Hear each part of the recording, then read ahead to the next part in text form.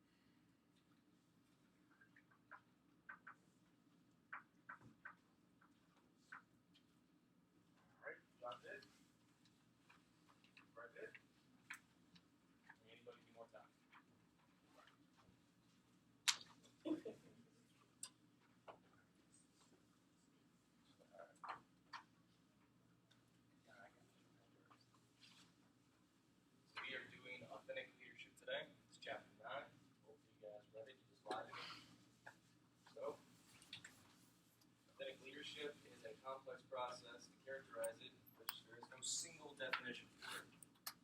You gonna turn the lights on now? I was just for the PowerPoint. Is that move like? Sorry. So single definition to emphasize what authentic leadership is. It is one of the newest areas of leadership and is contrary to other approaches we have studied thus far. Hopefully there'll be even more contrary ones coming weeks. So instead to understand authentic leadership, there are three viewpoints that are taken to build upon together to provide a definition. Those are interpersonal perspective, interpersonal process, and developmental perspective. Interpersonal perspective is which you focus closely on the leader and what goes on within the leader. And they break it down to the concepts of leader's self-knowledge, leader's self-regulation, and self-concept. Together with these concepts, the leader exhibits genuine leadership and leads from conviction. They are original and not a copy from another leader. Leaders' life experiences and meanings of what they attach to those experiences as being critical to the development of the leader and the style in which they use. So basically, it's their experiences and everything else compelled them to what they've learned and everything else. For this concept section is their past coming together and forming this one little piece of authentic leader. Interpersonal process is the relationship between the leader and the follower. They build an interpersonal perspective experienced by both parties having an interaction between them. So it's a give and take. So the leader takes an effect or does an action and then sees how the follower responds to it. And how the follower responds to it is how the leader gets back from it, in which they need to learn how to do something differently, or it gives them another experience which will help them develop into an authentic leader. Development process is the development approach is a pattern of leadership behavior and development from the ground up in a leader's positive psychological qualities and strong ethics. This approach suggests that leaders build upon four distinct but related components: self-awareness, internalized moral perspective, balanced processing, and rational transparency. This is built over time from their own experiences, which differ in each that help build over time. Now we define layouts for authentic leadership. Breaks down into two approaches: a practical approach and a theoretical approach. Now the book has practical going first, and then it follows up with theoretical. Personally, we as a group kind of discussed it, that theoretical really needs to go first because it lays the foundation for what the practical actually teaches and builds upon. So the practical approach, which involves real life experiences and training you acquire, as well as developmental literature that you read to help you become an authentic leader, to which it develops you to be your own unique kind of leader. Whereas theoretical approach, it's all based on social studies, sciences, and findings, and all that numbers and graphs stuff that personally really doesn't affect the leader because, well, for me, leadership is a philosophy, not a science. From there, go straight into the theoretical approach. Okay, guys. My name is Ebony. In case you didn't know that already. And I'll be covering the theoretical approach. So, the background of the theoretical approach.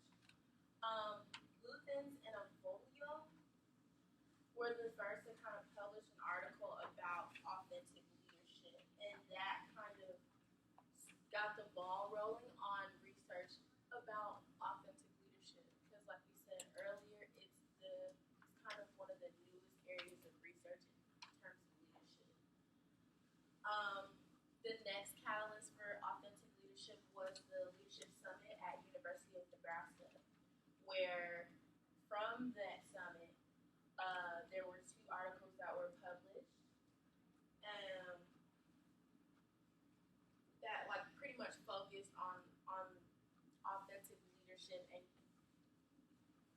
then kind of got the fire really burning about research into authentic leadership.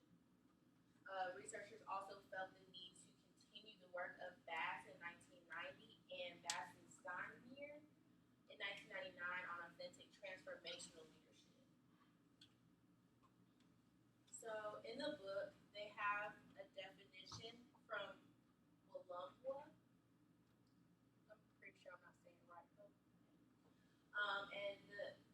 definition that they have was, operationalized definition.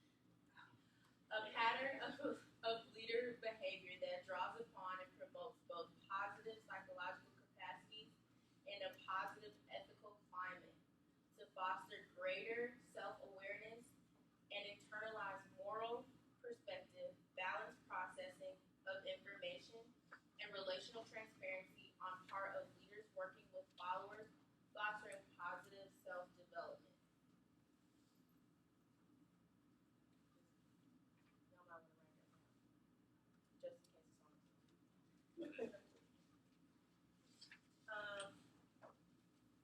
So from that, we have different components of authentic leadership, which is self-awareness, internalized moral perspective, balanced processing, and rational transparency, which we all saw within the definition from Walumpua.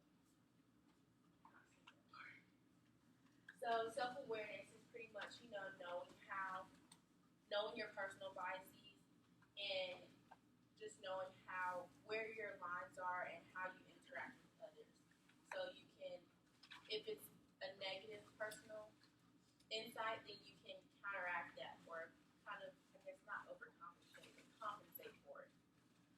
Internalized moral perspective is a self-regulatory process whereby individuals use their internal morals and values to guide their behavior. So if you're big on telling the truth, then your internalized moral perspective will guide you to always lead others to be truthful. Balanced processing is being objective and being able to analyze information without putting your own personal feelings into how you make decisions.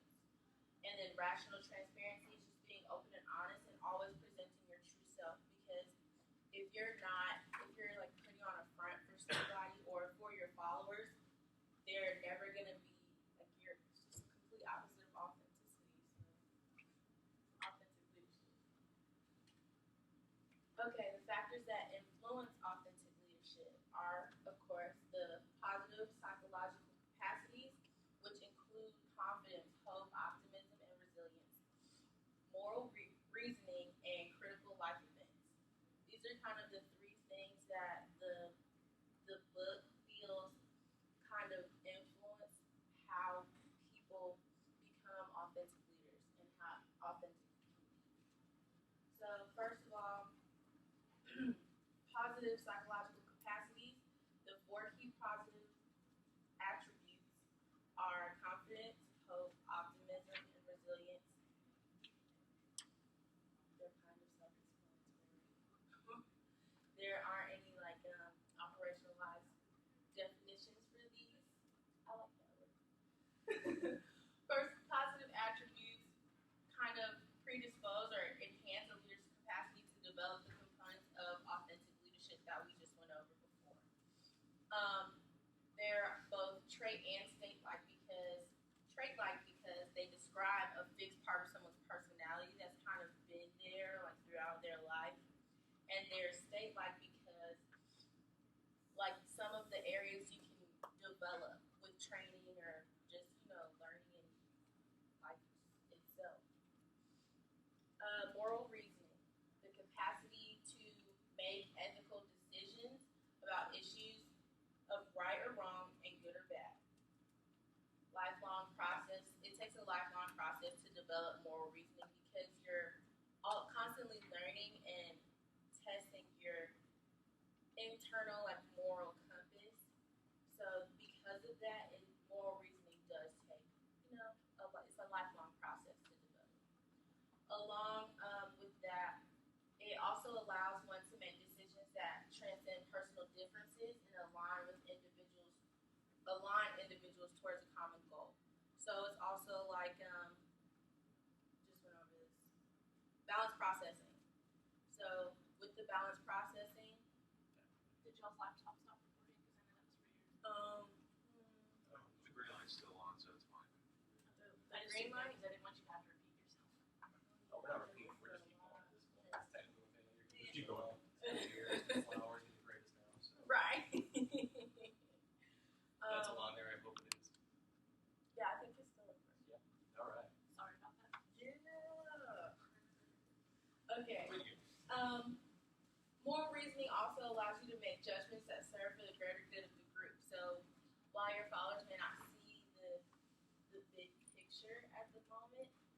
as a leader, you have the vision to kind of make the decisions that are best for the group to reach your common goal.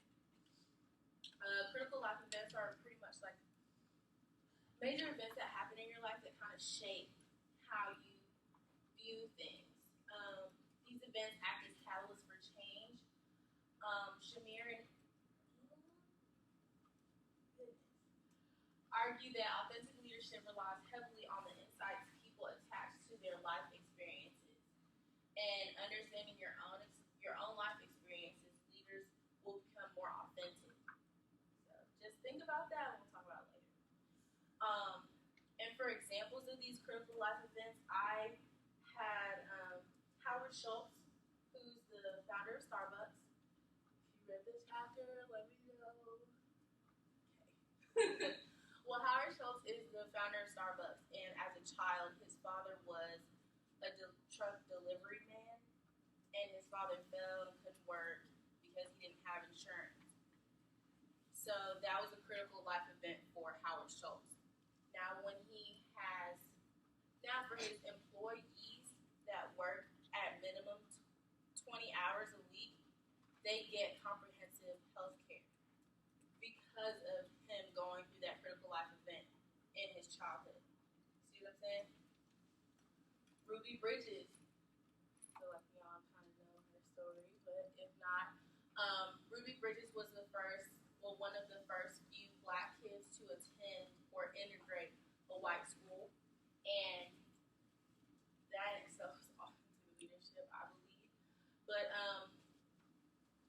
those critical life events in her childhood have led her to now have her own foundation where she works on trying to bring about equality and change. And she says racism is a grown-up disease, and we have to stop using our children to spread it. Now we have a practical. Now that we had enough of the boring stuff, this is all the fun stuff. Yeah. I'm gonna kind of wake y'all up a little bit with the video.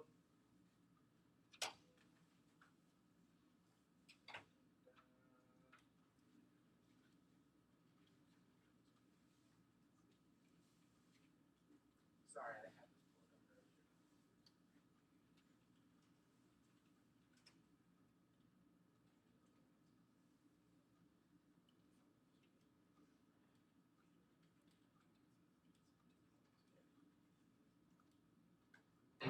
I'm a natural born leader. Follow my leader, and I promise I'll get you there. Follow my leader, come on. Just by looking in a man's eyes and say, look, I'm not telling you something for my benefit. I'm telling you something for the benefit of us. We got to communicate and think clearly. Everybody got to know that there's somebody beside you that's depending on you. Like it's up to us to go out and win this game. I said, now I need every man to believe that in their hearts. And I don't care what goes on in this season. Don't you ever turn your back on one another. Ever. We got each other. We don't need nobody else. If I got your back, you got my back. If I go to war, we go to war together. We're trying to be the greatest of all time. Bottom line.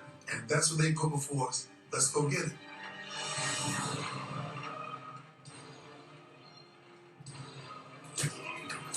Now, even people that don't like me got to watch me. I went into a gladiator mentality. I went into a gladiator mode. We was in grudge matches. It was pure dominance. We scored a touchdown first, game over. And they repeated. And that was the trend. If we got up on anybody, 3 points, 7 points, game over.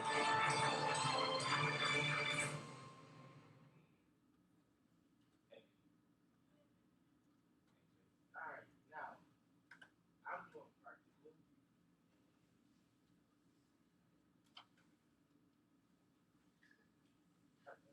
Sorry. I got it. Somebody. I'm sorry, I got it.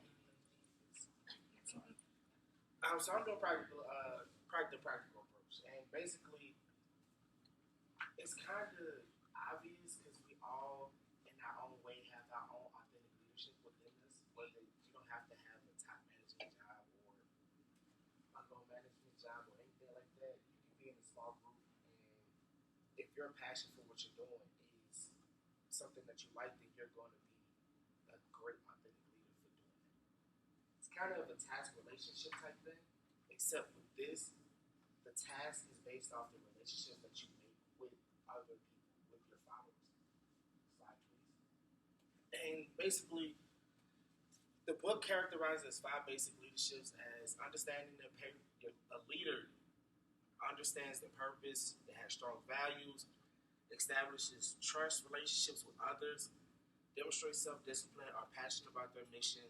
And all this was written by George in 2000. He did a study in 2003. Next slide, please. And it broke it down to other subdivisions of characteristics for leadership or for based off the leader, because this is all leader-based. It has nothing to do with real leadership. And basically, it just demonstrates the purpose, the values, the relationship, and the self-discipline and your heart, which is basically everything as it says in the past slide. And this one are related characteristics to the 5 basic characteristics, and that's just the passion, the behavior, connectedness, the consistency, and compassion for what you're doing. And I put individuals need to develop these to become authentic leaders, but I feel as a person, and depending on the situation, which goes back to situational approach, you will have these characteristics here. Next slide, please. And here's an outline of what George had, and if you read the chapter, you saw it in the book, and it's basically your purpose matches your passion, and vice versa. Behavior matches your values. Relationship matches connectedness. Self-discipline and consistency, and heart and compassion. These 2 here can flip-flop, and they can both tie one and the same, because it's basically the same thing. Like, your heart can be your passion, and passion and compassion are kind of synonyms of each other. Next slide, please. Basically, with this is purpose and passion. Leaders know what they are about and what they're going to go at, and where they're going. And it's basically saying, like, we watched the video with Ray Lewis. Anybody know who Ray Lewis is? Anybody? That guy knows. Basically, what he was talking about in his video, how his passion and their purpose and everything, when they come together as a team, they're going to get to the promised land, which is championship or Super Bowl. And that's basically, he knows that him as a leader, he has to do everything in his power to get his teammates to follow him, so they can do whatever in their power to get to where they want to go. And like I said at the end, they truly care about their work. Hence, back to the Ray Lewis video. Next slide, please. Values and behavior. I kind of not going to just drown y'all with words that I put on here. Your values are basically who you are, and the person that you are going to affect the behaviors that you do. So if you're a great person and a genuine person, your behaviors will show how genuine and how great you are. Next slide, please. Relationships and connections. Like I said again, both one and the same. My relationship with the guy in the back. He got an A on his test, I got a B. So I need to build a relationship with him so I can try to get an A on my test and he can help me out, and then we can have a back and forth exchange. Not saying that I'm a leader, but just saying that I'm using the relationship to get to a common goal. In that situation, would he be the authentic leader? He would develop as a leader. Yes, he would. Self-discipline and consistency. If you have self-discipline, like say you wake up early every day, you go to workouts, you work out yourself, you say, all right, this is my schedule for the day, it's going to come with consistency. And basically, this entire practical part is all intertwined and can be twisted around to fit each other. like with consistency comes self-discipline, but with self-discipline comes consistency. Because you're used to doing something and you're always doing it. What's next? Compassionate heart. So, like I said before, compassionate heart can also go with purpose and passion because with your heart, like I work for the Boys and Girls Club. That's my heart. Like I grew up in the Boys and Girls Club when I was younger, and it kind of helped me mold the person that I am today. So my heart told me that I want to be able to give back, and the best way I thought to give it back was volunteering and working there. So that's my heart, my passion, and my compassion. Not so much my purpose because I actually want to be a football coach, but I'm using this to train myself to one day I can be a football coach. Okay, y'all. So we have a few clips that kind of exhibit authentic leadership. So we have a bunch like. I mean, we just got here, and we have more than enough food to get us through the winter, right? Why go back? There was that man that stood up to me. Yeah, but we can forget about him. Yeah, it was just one ad. What ad? You're right. It's just one ant. The ad was that they're puny. Puny. Say, let's pretend this train is a puny little ant. Did that hurt? Well, how about this one? Are you kidding? How about this?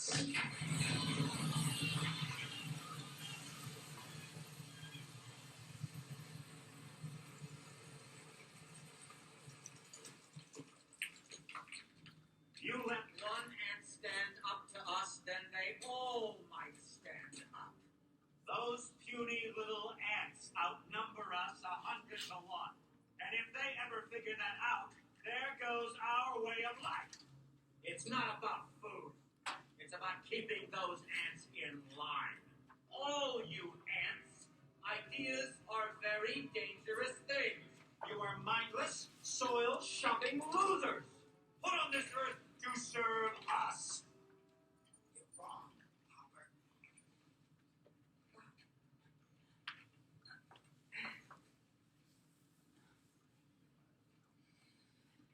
Ants are not meant to serve grasshoppers. I've seen these ants do great things. And year after year, they somehow manage to pick food for themselves and you. So who is the weaker species? Ants don't serve grasshoppers. It's you who need us.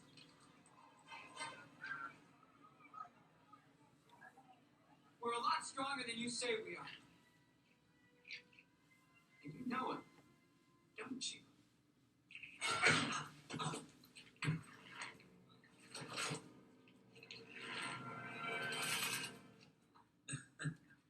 Well, Princess. Hopper, I hate to interrupt, but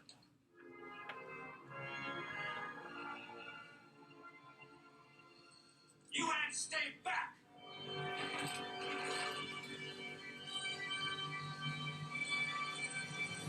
Oh, this was such a bad idea. You see, Hopper, nature has a certain order. The ants pick the food, the ants keep the food, and the grasshoppers leave.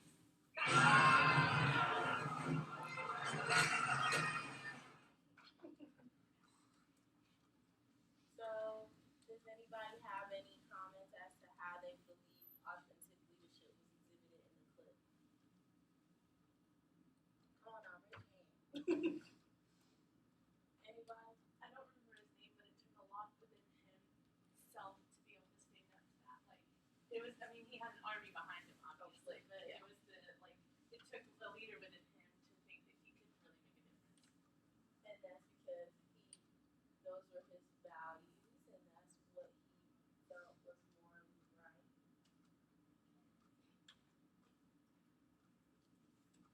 You know what I'm saying? Yeah, I have a question. Do you think the grasshopper was a good leader? think no. I think he was more coercive than of a good leader because he was trying to like he kind of led with fear versus everybody going towards a common goal. What's the difference between good and effective? Because the grass, even though he had some like his moral wasn't good, he was able to like influence others to like believe in what he believed. But he influenced everyone to believe what he believed because kind of like Hitler, he had the power. Right. That's why I said He was coercive. coercive in a way. It was it's kind of violent. Or it's Because he got everyone to believe what he believed.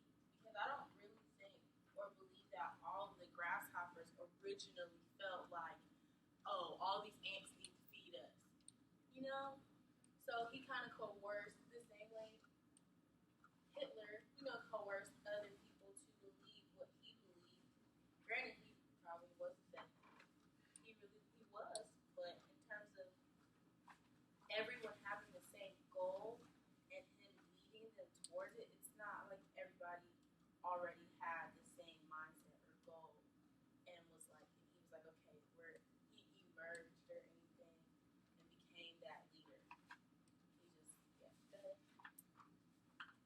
Oh, but once he basically explained the goal to the other grasshoppers, they all started working towards the same common goal of getting fed by the ants. So wouldn't that be authentic leadership? It will be out there leadership because, like I said before, you got to think about what his passion was or what his purpose. His purpose was to not do anything for himself or for their self, and he kind of used that to train them or to tell them like, hey, we need to get these ants to make us get food. So he just used his purpose and he just went about that how. I guess it could be a form of authentic leadership if he has a terrible moral compass. Well, when you think about leadership, and since the stuff that we've been reading in the book, it hasn't really told us anything about good or bad. It just all spoke about straight, just leadership. Yeah, So it's never it's said, very okay, this person was a good leader because he was a good person, or this person was a terrible leader because he was a bad person. It just gave us examples like Stalin and Hitler were coercive leaders, and Castro. Castro was easy before the whole. No, he was not. Right. But again, I mean, good person. Mandela. Nelson Mandela, who they actually used in this chapter as a person who uses passion and his purpose to help uplift his people in South Africa. I forgot to use that word in the slide, but I was gonna kind of agree with you. So in definition, he could kind of be considered like authentically corrupt, but you can't really operationally define what corruption is because what's corruption to me is different from what's corruption to you. So like It's all subjective. yeah, Like this the line can be drawn. It's philosophy. I mean, he was the grasshopper seemed pretty authentic. They're self-aware. They know they're not going to get these grains. His moral compass again can be skewed on which direction you are, but I mean, he was ultimately trying to feed his Posse. yeah, right. So, are they both authentic leaders in a sense? Is that what you're in a sense, they are both authentic leaders, but it's just different realms? good and bad. And like I said, the book never talks about good and bad. So I mean, you can both say that yeah, both of them are authentic leaders. Yeah, like because good is very subjective. The idea of what is good, what is bad, it varies from person to person. So there's no real like he was a good leader because everybody may not feel that, may not have the same morals or value the same things that I do. So I do think that both of them were authentic, just in different ways. They were effective. Everybody, as you stated, they're effective. They weren't good. They weren't bad. You can't label them that because each one's different. But they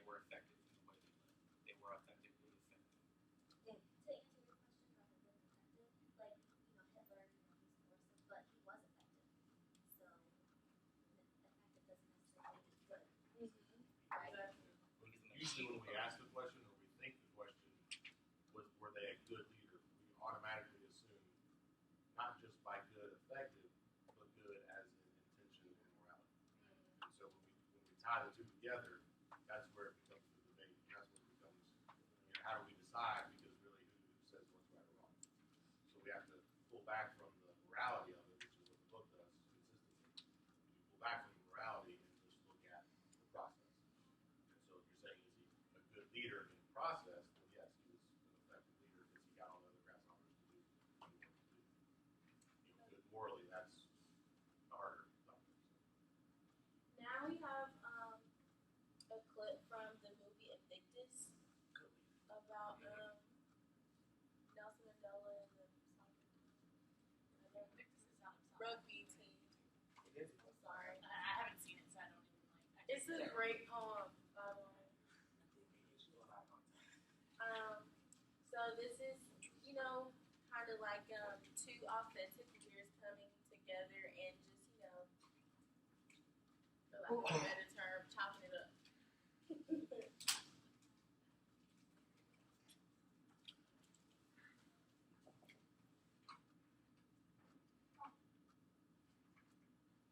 Francois, what an honor. I am so excited. Thank you for coming all this way to see me. So, tell me, Francois, how was your ankle? My ankle? I was told it was hurt. Has it healed? The truth is, you never really played it 100%, no matter what. Yes. In sports as in life. Yes, sir. Please, sit. Take this one. Looking into the light hurts my eyes.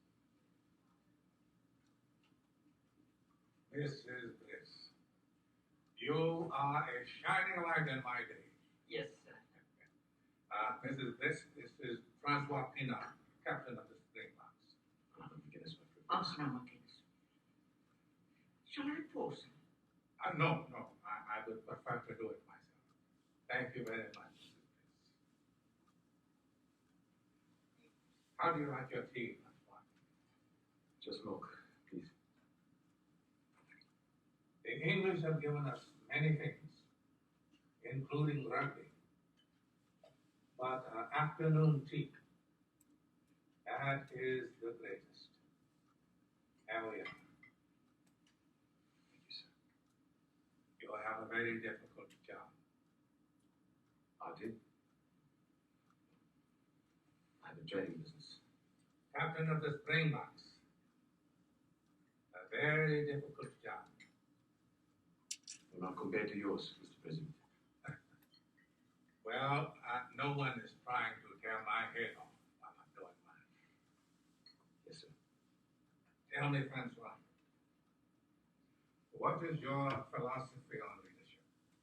How do you inspire your team to do their best? By example. I've always thought to lead by example, sir. But that is right. That is exactly right. But how to get them to be better than they think they can be? That is very difficult, I find. Inspiration, perhaps. How do we inspire ourselves to greatness where nothing less will do? How do we inspire everyone around us? I sometimes think it is by using the work of others.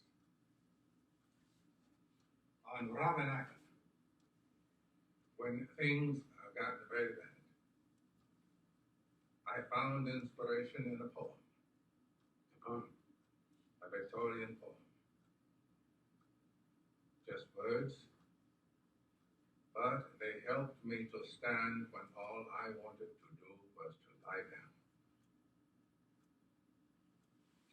But you didn't come all this way to hear an old man talk about things that make no sense. No, please, Mr. President. It makes complete sense to me. On the day of a big match, so I had a test. In the bus, on the way to the stadium. Nobody talks. Yes. They're all preparing. Right.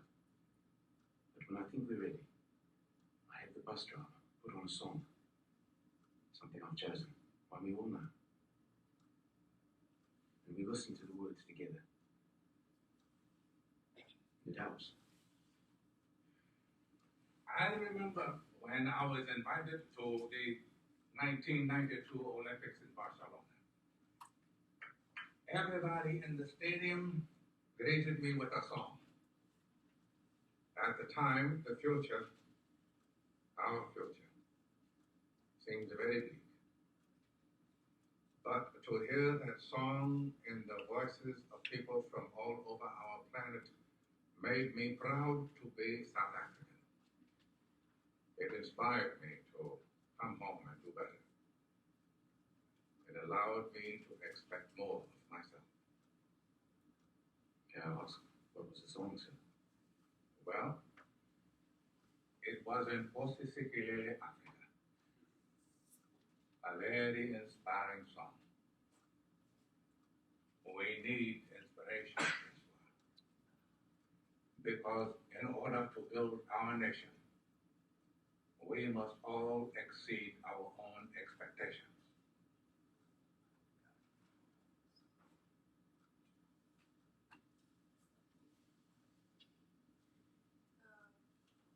What did we all get from that?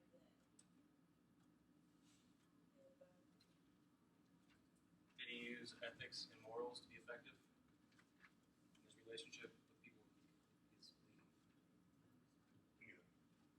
Yes? I like his last line the best. Exceed expectations to build a nation. Because, I mean, as Black Jeremy was talking about the consistency and self-discipline. It's like, to be an authentic leader, you're not always as motivated as you want, everyone to be. You're not, when you stand up in front of everyone, you're not, yeah, let's go out there and do this today, but the self-discipline and the consistency is important in that even when you don't feel like it, you still get up and do what we have to do so that the group can reach the goal, So that's what I got from it. The strengths of authentic leadership, like failures in the public and the private leadership, have created distrust in people. So this type of leadership fulfills an express need for trustworthy in society, trustworthy leadership in society. It provides broad guidelines for individuals who want to become authentic leaders. So the leader should have those characteristics that we talked about: the self-awareness, an internal moral perspective, balanced processing, and relational transparency. Authentic leadership has an explicit moral dimension. So authenticity requires leaders to do what is right and good for their followers in society. It also emphasizes that authentic values and behaviors can be developed in leaders over time, through their experiences. And everyone can develop authenticity and learn to be more authentic. Authentic leadership can be measured using the authentic leadership questionnaire that we passed out, that survey. And as research moves forward in refining this leadership theory, it is valuable to have an established instrument that can be used to measure authentic leaderships in the future research. Now, the criticism of authentic leadership is that it's still in the formative stages of development. The practical approach has not been tested for validity and should be treated cautiously. The moral component of authentic leadership is not fully explained.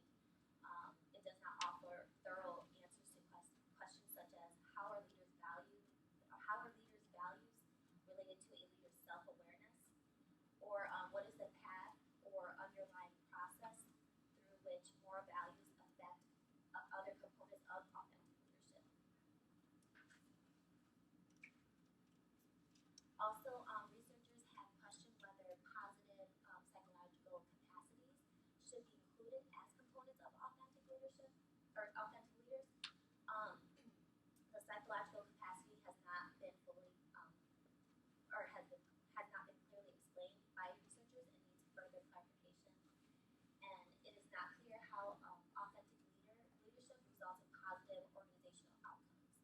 So questions still remain whether this approach is effective and whether authentic leadership results in positive outcomes. Application: the HR departments may be able to foster authentic leadership behaviors in employees who move into leadership positions. Authentic leadership can have a positive impact in organizations because leaders try to do the right thing and they are honest with themselves and others and work for the common good.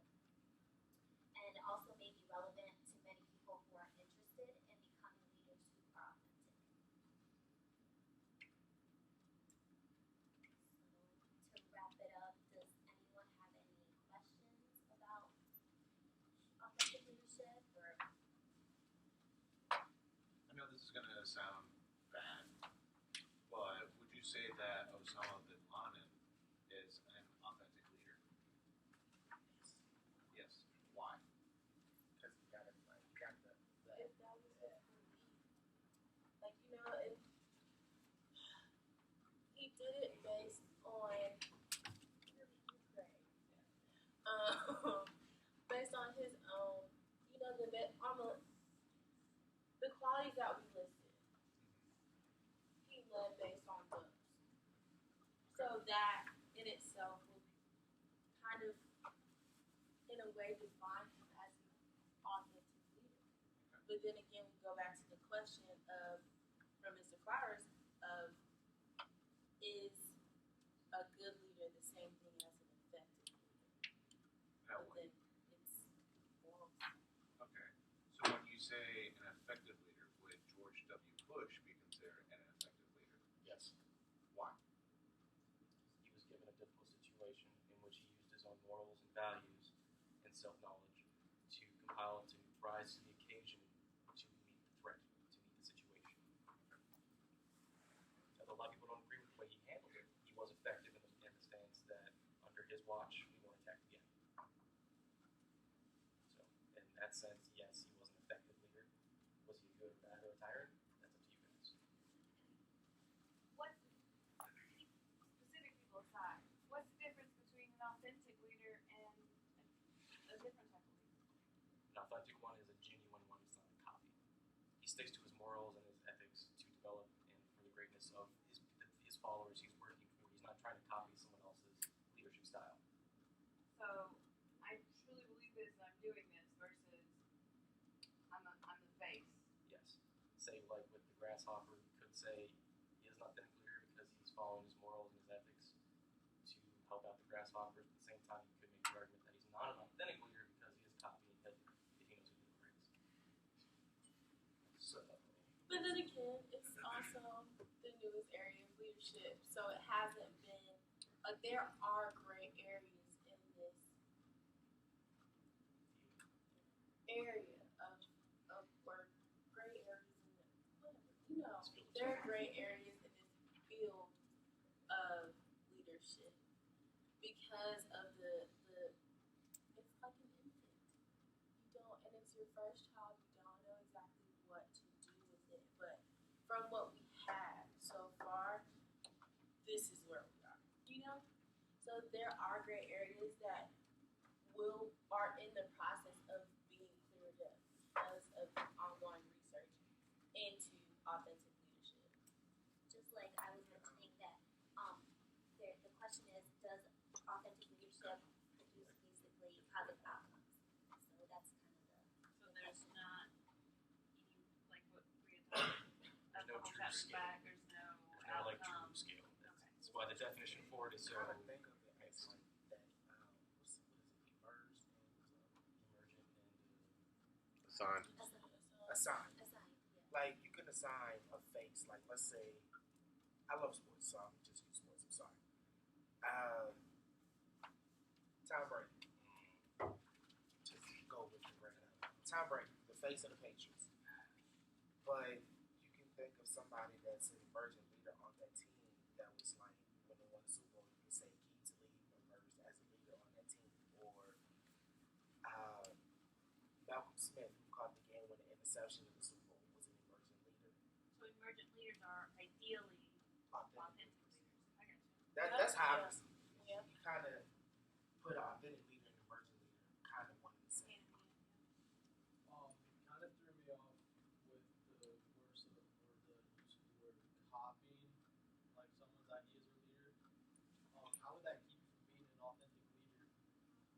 just because you might have a similar style that's kind of mimicking someone else's, that doesn't mean that your morals or ideas might not be. But again, that's why this is the new field. So they've characterized it as you're not copying them verbatim.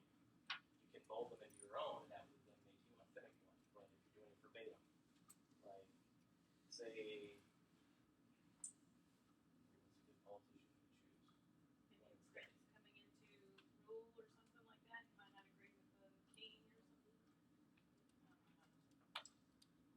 Say someone running for office today is trying to run on the same grounds or stance as FDR did.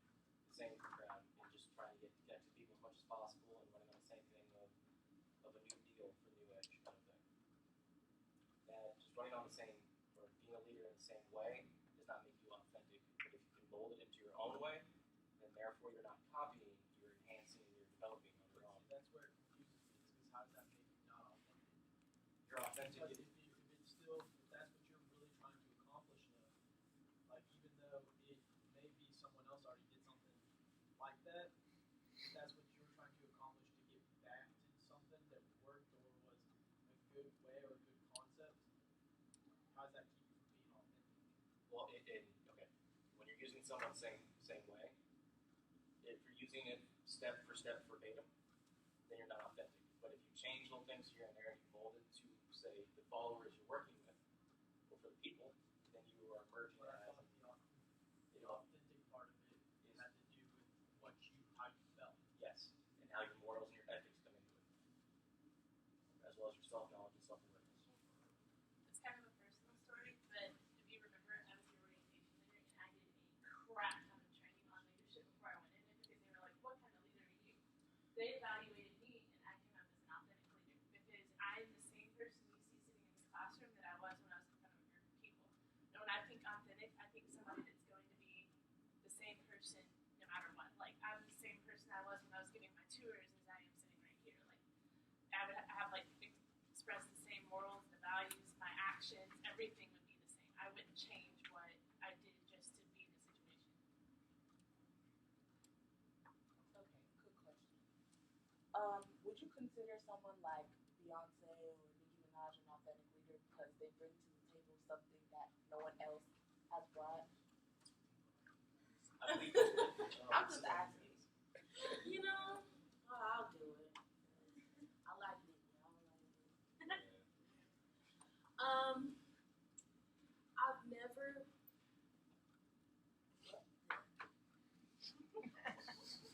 So, like she said, like you kind of don't know like what They bring to the table unless you know them.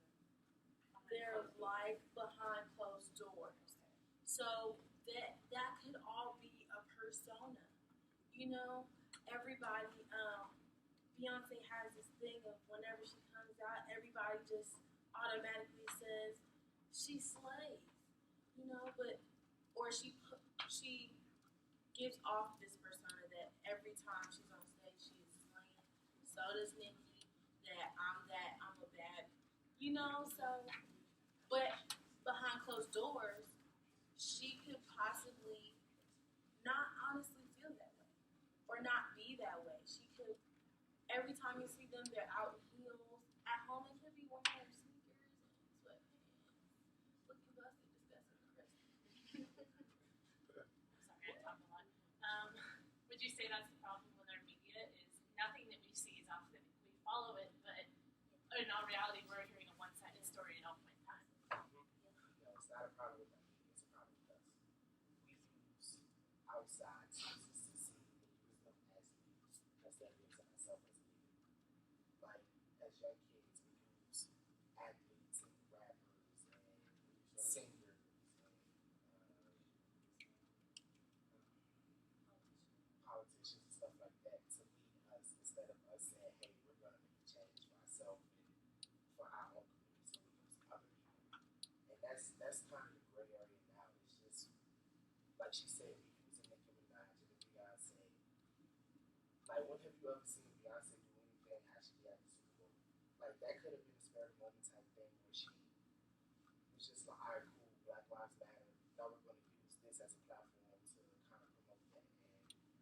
But you have people like Kendrick Lamar who could be authentic leader who had a whole album about the whole entire situation. And it's kind of, it's more based on us and not the media. The media just, they see that we're taking it, they just want to keep pushing it to our face. They just keep pushing it to us until we just one day decide, hey, we want to change, we want to work this. Well, that's one cool thing I think you see about Kendrick Lamar because, like, my boyfriend was explaining to me because he was listening to him on the radio one time that he actually stopped in the middle of his concert one time because people started fighting and he was like, look, like, stop, break it up, like, what are you doing? And that was somebody that I could see, somebody that, like, at all points in time is going to keep true to what he needs. So the questionnaires are for you to figure out how authentic of a leader you are. And on the back is like the descriptor. Is the descriptor of like what your results should tell you about yourself. And if you disagree, you know, confront how you disagree with the book. And I would say like a takeaway question is, how do you feel your values are connected to self-awareness? Right. Alright, so good job, everybody. And then does everybody have them? So I'll do my best here in the last, I know we have about truly like 10 minutes, but I'm going to try to do this in about 5. Just throw a couple things out there to kind of put a nice little bow on a few things for you. So the reason why that you talked about it a good bit is that this is a new form of, or a new way to look at leadership. And I think that we've talked about kind of around the idea of this, but authentic leadership is basically a response to people being tired of inauthentic leaders. Okay? Just like when we see, if you look at the evolution of leadership and you look over the time, people got tired of assigned leadership. So they said, all right, we're going to make up, now there's enough people that got it assigned, now we've got to figure out how to work with each other. Now it's about the traits and the personalities. Now we're going to move over, now it's going to be about the skills. And it's going to be, so every time there's one thing that happens, that has an unintended consequence or something that creates the opposite. I'm sure you know what a pendulum is. It swings back and forth, right? So right now we're in a section or a time period where we're responding to a long period of time of inauthentic, what we see as leaders who might have been effective. They did something, they led people, but were they authentic? And that's hard to know. Because the hardest part about, and come here again, Cody, part of what you were searching for there is that it's not so much the copying or the doing it exactly like the other person. The problem is that even if you do it exactly like the other person, do you have the opportunity to show, or can you prove your intention? And that's what we don't know. So anyone who says the exact same thing as somebody else, oh, we've heard that before, we automatically think there's no way that person can think exactly like that other person, especially if they are a different gender, if they come from a different background, if they're a different race. How can they say the same thing if they haven't had the same experience? So there's automatically doubt put into it because it's the same as what someone says. Can someone be an exact copy of someone else in the sense of what they say? Yes, theoretically, based on what it says in the book of authenticity, is if every action you do in front of or by yourself lines up with that, then you would line up theoretically with the definition of authentic. But again, we know people, and I'm sure you do too, that can act a certain way and even perform, and even sometimes when they're by themselves, because they know there might be a camera that's recording them, can act in the way that they want to present to others, but really in their mind, they're thinking something different. And that's where the coercive and how do we know? We can't gauge intention. We can't gauge thoughts as much. So that's where the theory breaks down, is because I can look at two different people and go, oh, they're both authentic. One of them had good intentions, one had all for personal gain. So how do we really gauge who is who? And that's what becomes difficult. Now I'm going to throw out this last thing. One of the main things about authentic is it talks about true north. What's true north? How do you know where true north is? Like actually, like speaking in scientific terms, how do you know where true north is? A compass, right? You got to use a compass. Now, if I'm trying to get to this point right here, okay, so this is true north right here, and I'm over here in USA, and maybe I'm over here in Europe, and I'm over here in Asia, okay, and I say we need to start walking true north. What's your tool? The compass, right? Because no matter where your starting point is, and no matter where you start, where you're going, the needle's going to change on the compass, right? Well, it's going to always be pointing true north, but it's where you move it. You have to move in order to make it point the right way. Okay, so it's going to send you in the correct direction. I say correct because right and wrong. I don't want to get into right and wrong. It's about correct and not correct. Okay, so the correct direction. True north is correct. There's a word in leadership called congruency. What's that? Somebody said yes. Congruency. What is that? Abby? It's just like doing what you feel, what you value. Like so, being I hate to use the word, but congruent or being the same as what you say you value and actually like following through with that in your actions. When you hear the word contiguous United States, what does that mean? Contiguous United States. The contiguous. Anybody know what that means? 48 of the 50. Why would I say 48 of the 50 are contiguous? They're connected. They touch each other. Okay? That's what the contiguous United States means. So sometimes they'll say this is whatever within the contiguous United States. What they mean is without counting Alaska and Hawaii. Because they're, when you draw the United States, and, that's a little more of a dip there. Okay? Yeah, Hawaii and Alaska are not down here like they are on a map, right? Like whenever you see a map, they put those little sections down, and right? Okay, so it's out here, and you got to go up here to get to Alaska, and out here to get to Hawaii. Okay. Now, if you're in this place right here, so congruent means in a line, continual, congruent. Okay. If I'm following true north, and I'm using a compass, if there were no obstacles, and if there was no way to stop me, if I was able to walk on water and do all these things, I could continue on true north, and I would eventually end up where I needed to go, right? There's nothing that could stop me or take me off course because it's true north and I'm going, okay? Let's take the same example, and let's say true north is somewhere, well, let's use this one, it's a little bit easier. True north is somewhere up in Maine. Let's just say it is. I don't have any idea if that's exactly right. But say I'm in California, Texas, and Florida.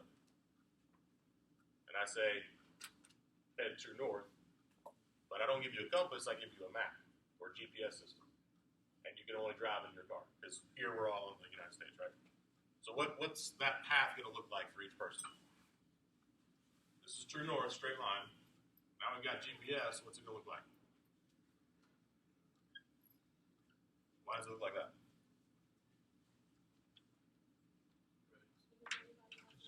Roads can't, yeah, I mean, you can't, the roads aren't set to true north. The roads are set to, depending on the terrain, depending on, financial ability at the time, all kinds of things, right?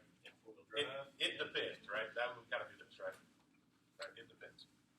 So if someone who's trying to be a leader and they're using GPS to lead, they get distracted, they get off track, they move side to side.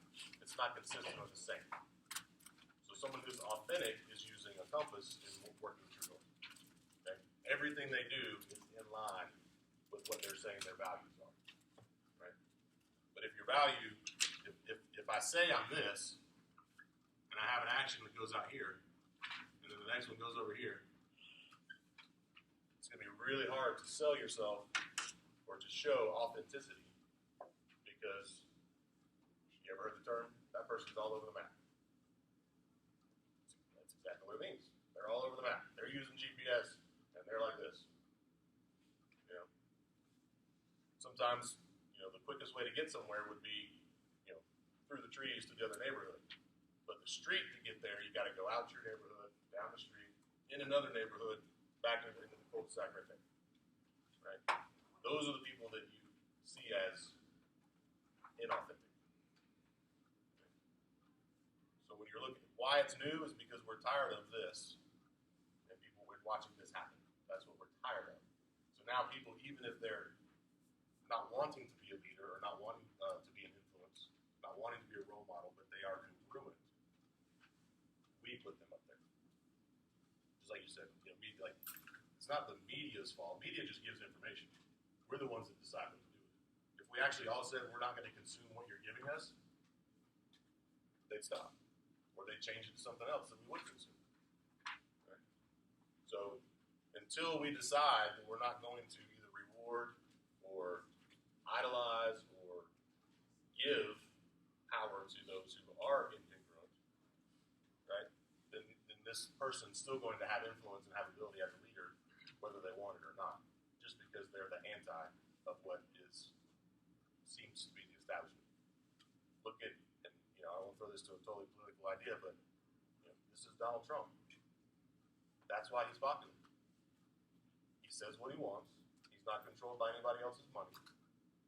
And he stands, that's why people want to listen to him talk, because they know he's going to say stuff that other politicians won't say. Now, is it right, or is it, good? Up for debate, right? But is he authentic? Good question there too, right? Is it because we don't know his intent? We don't know his, Could you say the same thing to Bernie Sanders? Sure. Yeah. Bernie's got this, that's why these two are it's all a response, right? There's been something for so long.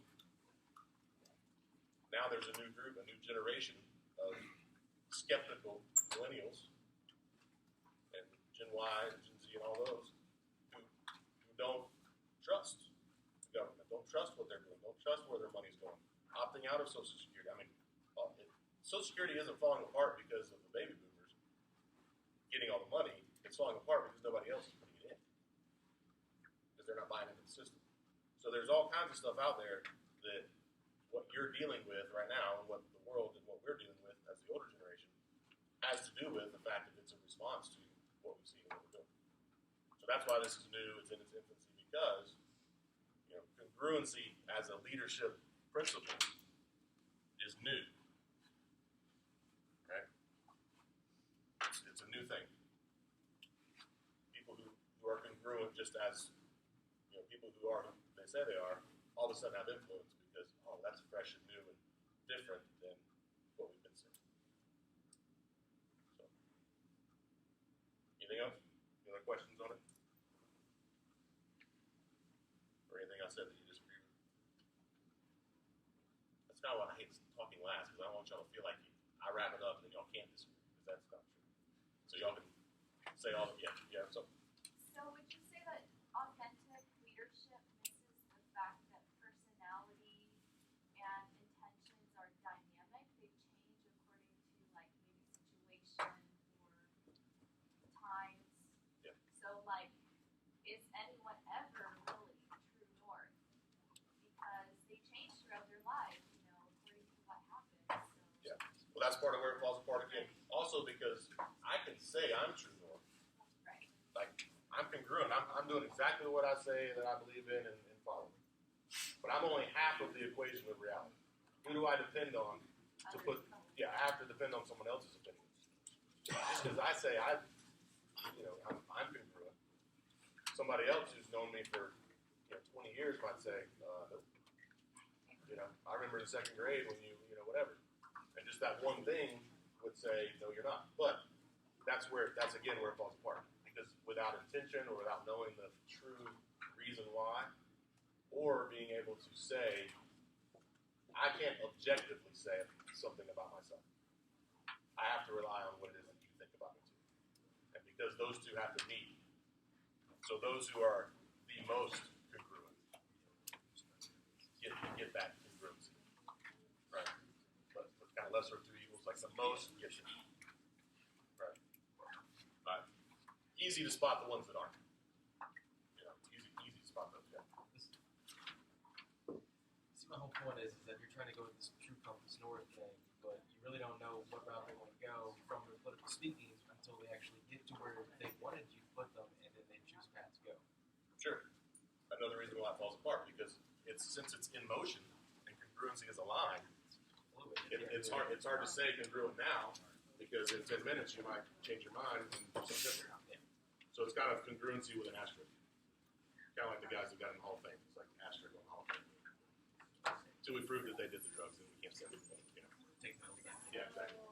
Where are these? I don't know. So we should just do them just in case. Have those, and then bring them back to class on Tuesday. Monday. I teach Tuesday and Thursday.